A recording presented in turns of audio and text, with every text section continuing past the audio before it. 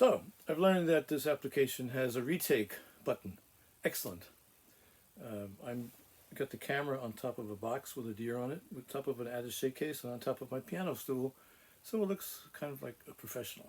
So, I had been doing these deals outside, and you may have seen the first introductory video. And as time went on, I realized that what I had done was a little bit too informal, quite entertaining and chatty. And also it was kind of marred by ambient noise, which I don't really mind. I just realized today that I live in white noise. And if you actually, whenever you film something and there's ambient white noise, you finally notice it on the video. So let's start over again. This is number 1. And we're going to look at the notion of, are you happy? Okay. Sounds pretty straightforward, and you probably have different ideas, and sometimes you're happy, sometimes you're not happy. And I think this whole area needs to be revisited by everybody. And one of my prime directives in life is you should always revisit all of your assumptions all the time. Never take your own assumptions seriously. If you do that, you're a demigod, and you're very dangerous.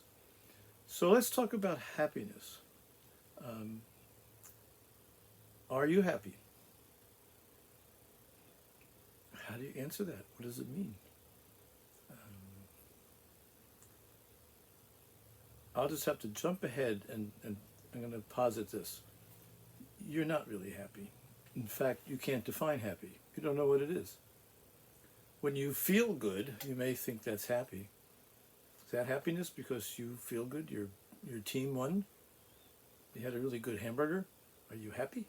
That's crazy. That's not happy. And if you think it is, then you have to keep watching. You have to consider your own life. The whole point of these videos is going to be, think about your own life. And don't let anybody, including me, tell you anything. You have to work it out yourself. You have a God-given ability to reason. And the world works diligently at stopping you from doing that. And they keep throwing you assumptions and programming and emotional content to disrupt your ability to think. So we're going to think, okay? So we're talking about happy.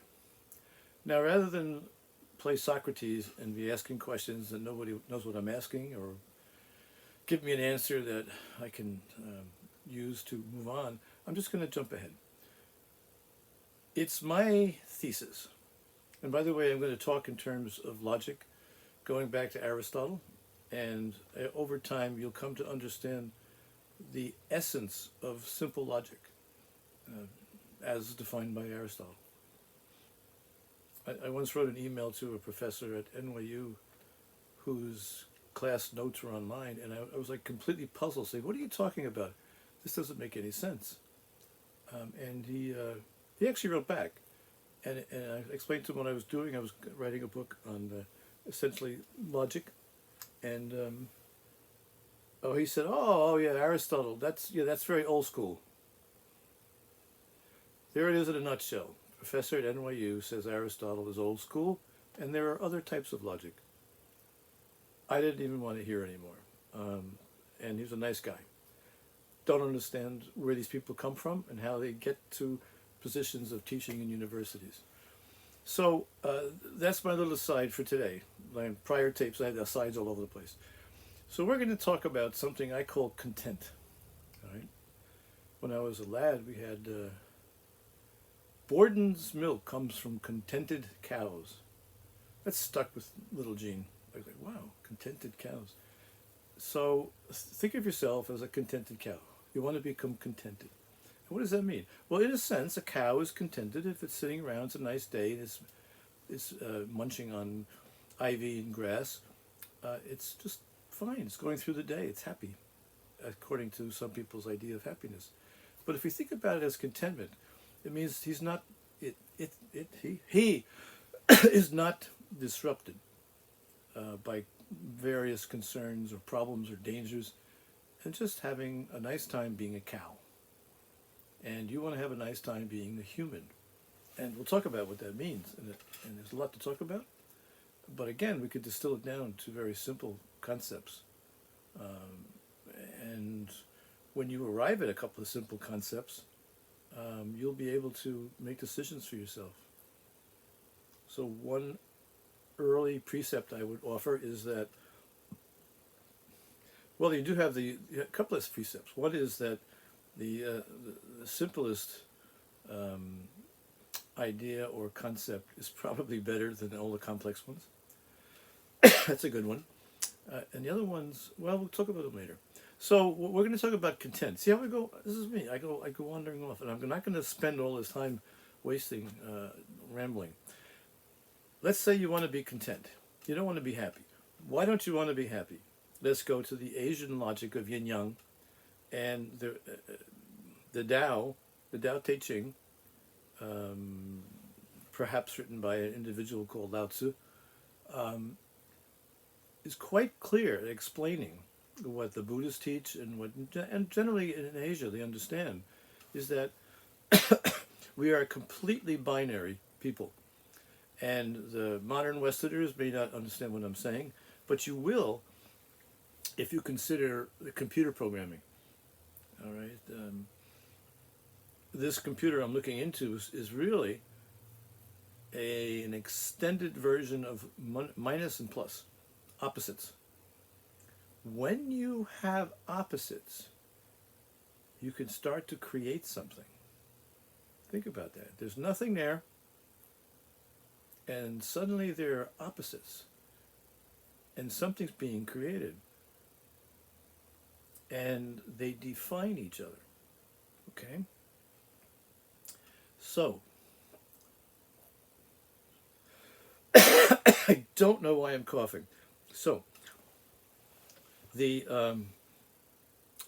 point being made here is, for example, as the Tao says, tall is based on short. Think about that. Tall is based on short. That's today's thought puzzle. Wander around today. If there's no tall, there can be no short, and if there's no short, there can be no tall. Why? Because they define each other. All right? Everything in your life is defined by comparison to other things. And in essence, they come down to let's say a positive and a negative, just to make it easy. All right, so mull this over. Everything is yin yang. It's a really cool symbol. You know the one with it's like an S, and half of it is dark, half of it is white, and then there's a little dot in between on each side. The dots represent the origin of the contrary. So dark has a light spot in it, and then you go to the other side of the coin, and it has a dark spot in it. So these spots are giving rise to the other value. So you can see how the yin yang is perfect. It's a perfect symbol. Everything is created in pairs or in comparison, and the comparisons create the other item being compared. So I will go quickly because I don't want to stop and I don't want to get water right now. So we have to consider all of our life everything is a comparison.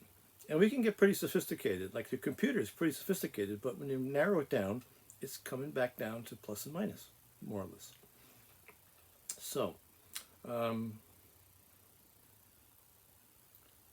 if you're happy, oh man, what do we now know? We just went over this. If you're happy, you have created unhappy. The Tao says, if something is beautiful, you have created ugliness. You did it. You did it. We're talking about your consciousness. And there's a concept we're going to review. So,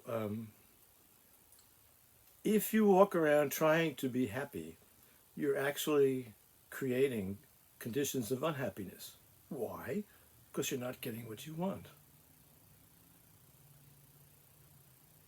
Make sense? If you don't get what you want, and what you want makes you happy, then you are unhappy. Okay? And we look into this quite a bit. And if you're in a state of unhappiness, you're going to try to do something to fix it. And you're going to run out and do things that you think will make you happy. And therein lies the mess of the world. It's that simple. And if you are looking for contentment, then you have a grasp of the yin-yang of things. You don't get what you want, and you can accept what you don't want, and just accept things as they are, and maybe stop defining them. Okay?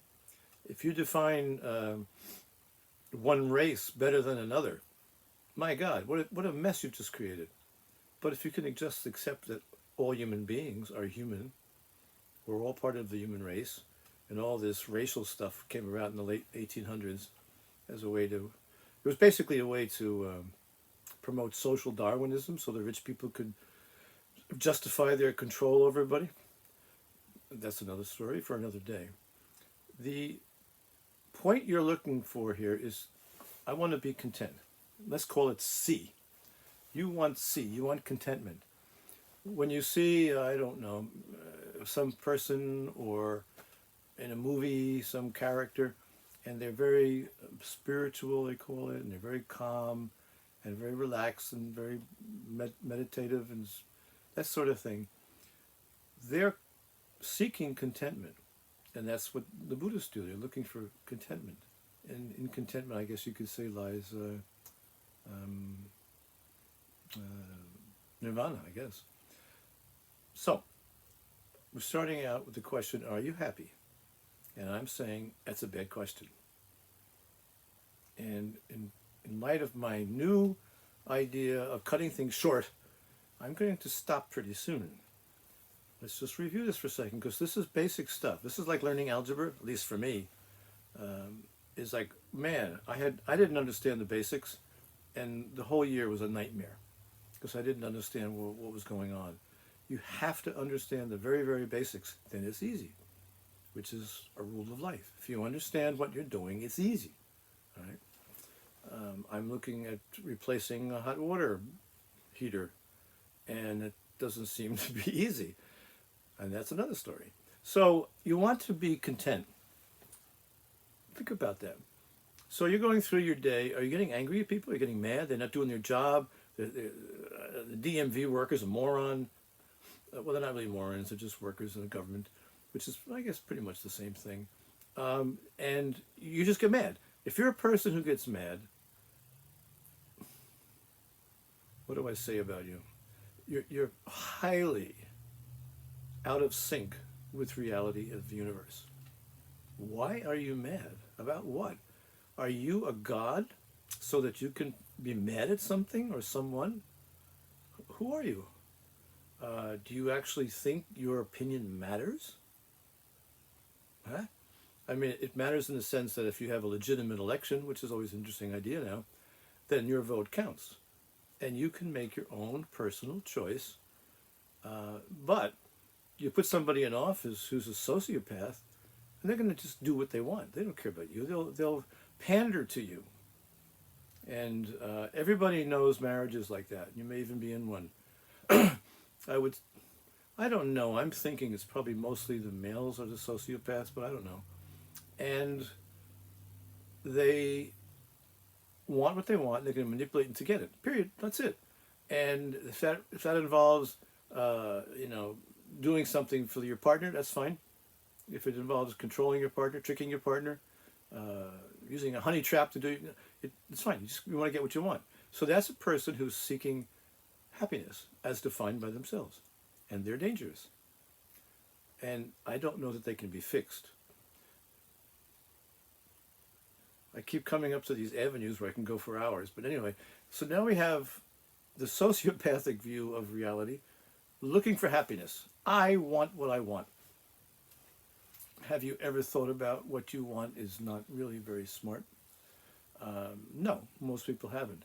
Most people are trained and programmed very young.